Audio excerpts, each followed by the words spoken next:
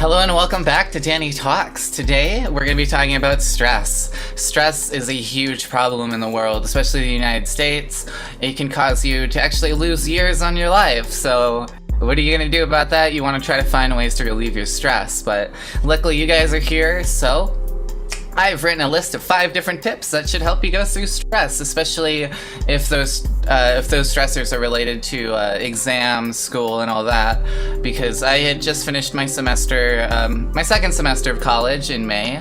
But say you're still in school and you've got some exams coming up. What do you do about all that stress? Well, step 1, if you're working on homework, because professors love to pile homework on you, especially near the last week of school and all that. So you're constantly getting homework, but say you're working on your homework for hours at a time.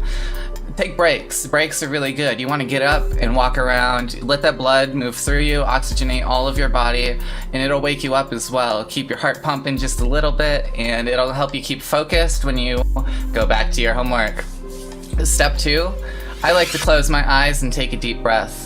It lets your body relax, it sends oxygen to your brain, and you can focus a lot better. It can actually help you go to sleep if you do this prior to sleeping, meditation techniques like that. And it definitely keeps your focus on that work. And step 3, you want to take things one step at a time. Don't do everything at once, and don't think about everything at once either. You want to do things slowly, you want to do things efficiently, and you want to make sure you get the best you can out of this work. It even works if you have like a very messy room and you need to get it cleaned. You just divide it into sections, do each section at a time, and sooner or later, next thing you know it, everything will be cleaned and everything will be polished. And that's what's important, is a lot of people build upon these huge projects, and instead of dividing that project into mini projects, it definitely seems like a bigger problem. But if you think of it like a monster and you want to take out its feet first to dwindle down that monster, that's a very good way of doing it, because you turn a big problem into many little problems and it becomes a lot easier to work through. Step 4, don't procrastinate. If you have something you need to do, it's best to do it as early as you can, so you have that extra time afterwards to do whatever you want. You don't have to stress about what you need to get done.